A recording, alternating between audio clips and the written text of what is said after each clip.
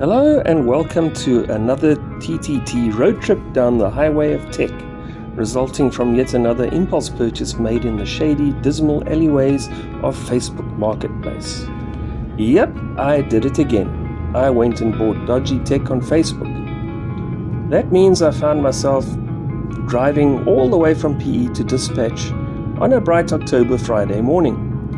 That's right, instead of sleeping late on my day off and trying to catch up on my sleep to make up for burning my candle at both ends while working on my PhD, instead I got up early to embark on a tech adventure. The traffic wasn't too heavy, fortunately, all things considered. All things being the dozen or so traffic lights that haven't worked in years, but at least there were some traffic wardens at all the important intersections to help speed things up during rush hour. After a quick pit stop at Kwadwesi to draw money, because I forgot to do it before leaving town, I ran the gauntlet with some really scaly fucker using a remote jammer, and I got to dispatch without incident to pick up what I paid all of 250 Rand for, a Red Devil 8GB VGA gaming card. Yes, this is it. I plan to use it in our editing and gaming PC. But you can see why I found it appealing, right? Frankly, I'm not too hopeful that this thing works, but on the plus side, it was a pleasant drive out and back that I haven't done in a long time, and it wasn't terribly expensive. On the upside, I also managed to get the price down from the original 400. Anyway, if this thing turns out to not work, at least I'll have a cool new display piece for the Triple T shelf. So, win-win, I guess.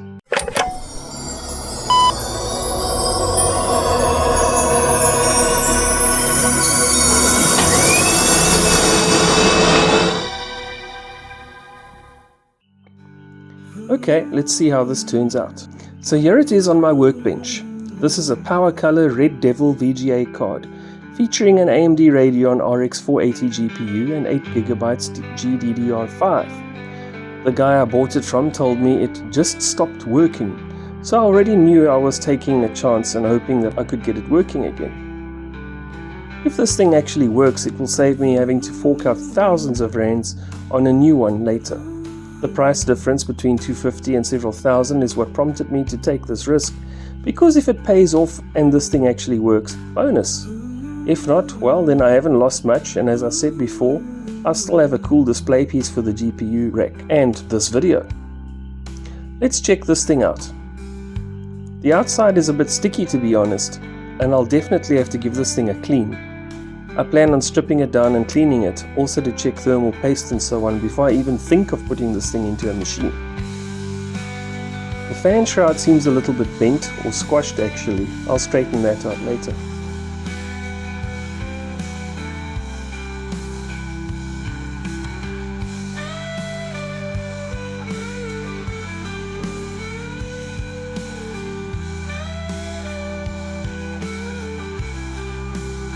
This thing is really disgusting inside. Having been a PC technician for so long, you kind of prepare yourself for what you might find inside people's computers. I found a mummified half-eaten sandwich once inside a customer's PC, along with all the dust bunnies. Anyway, one of the things you often see inside other people's tech is shit like this, which comes from heavy smoking around the PC.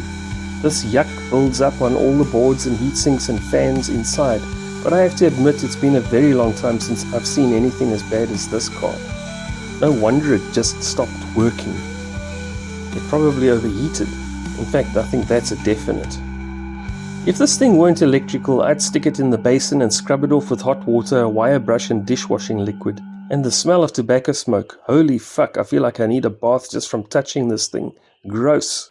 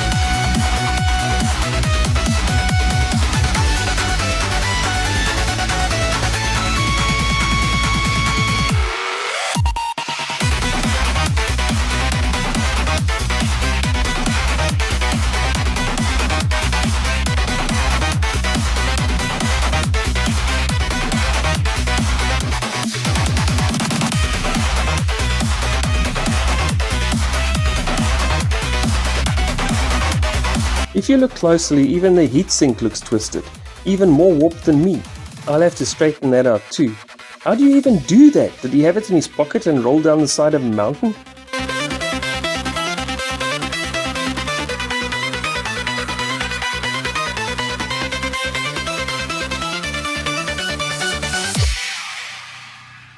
Look at this shit. I mean, just look at it.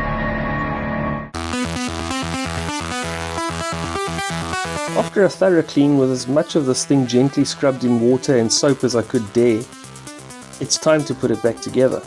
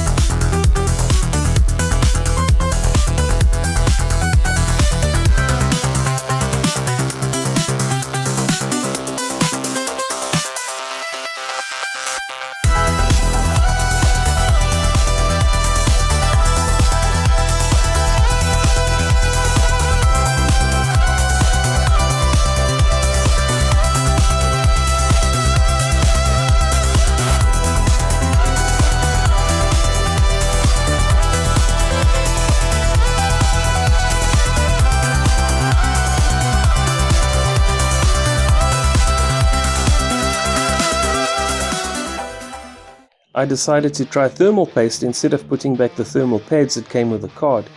These ones are really disgusting and dirty and I don't have the replacements for them. I could try to get some new ones later, but I just need to try to get this thing to work right now. So this should do for the meantime.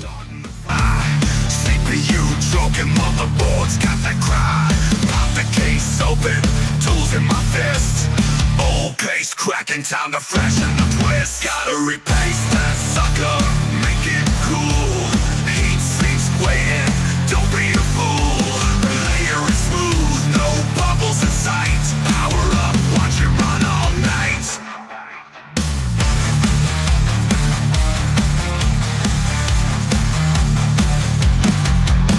Dust blowing out fast, fans spin wild.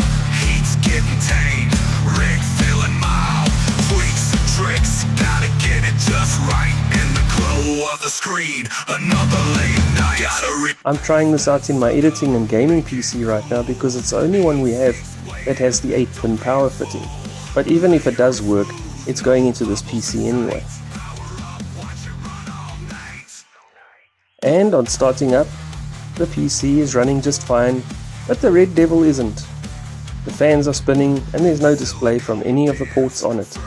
There's a display from the onboard display card and that means the PC isn't picking up the Red Devil at all. Oh well, that was kind of predictable. Anyway, this is the next day and I've been doing some thinking, soul searching and internet research. I've decided to try another risky gamble. I'm going to bake this card. Yep, that's right, in an oven. Now before you send some boys in white coats after me, let me just say this in my defense, that this is a tried and tested method of bringing seemingly dead electronics back to life. But this generally only applies to electronics that have developed dry joints. The heat of the oven partly melts the solder and reflows the joints, and that's the science behind it. Besides, if it's scrap already, I really don't have anything to lose, do I? Let's give it a shot. Of course, I have to remove all the plastic stuff that will melt in the oven, like the fans and the cables, etc. After stripping it down to the bare board, I put it on tinfoil stilts on a tinfoil lined baking tray. The oven is pre-warmed and now it's time to get baked. The guidelines I distilled from all the advice out there is to preheat the oven at 200 degrees Fahrenheit at 10 minutes. And I had to do some conversions here because we use Celsius here in the real world, not like in the US it's still stuck with Fahrenheit. After the recommended 10 minutes, out it comes. Give it time to completely cool down and then I have to quickly put it back together again.